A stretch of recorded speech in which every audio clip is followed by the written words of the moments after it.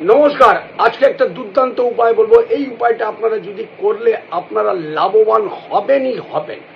আপনি দেখুন, আপনি আপনার জীবনে উন্নতি করতে পারছেন কি? যদি না, তাহলে জানার চেষ্টা করুন যে কেন আপনি উন্নতি করতে পারছেন না।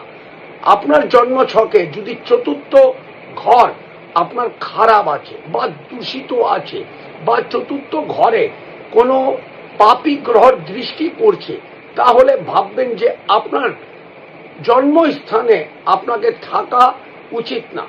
আপনি আপনার জন্মস্থান থেকে যদি কোথায় দূরে চলে গিয়ে পড়ালেখা, ব্যবসা, চাকরি, যা ইচ্ছা আপনি যদি করেন, আপনার জীবনে আপনি নিজের পায়ে দাঁড়াতে পারবেন, নিজের পায়ে সাকসেস হতে পারবেন, নিজের জীবনের নাম যশ সব কিছু করতে পারবেন। এই উপায়টা মেনে চলুন, আর আপনার জন্মছকে জানার চেষ্টা করুন যে আদৌ চতুর্থ ঘর ভালো আছে কি না।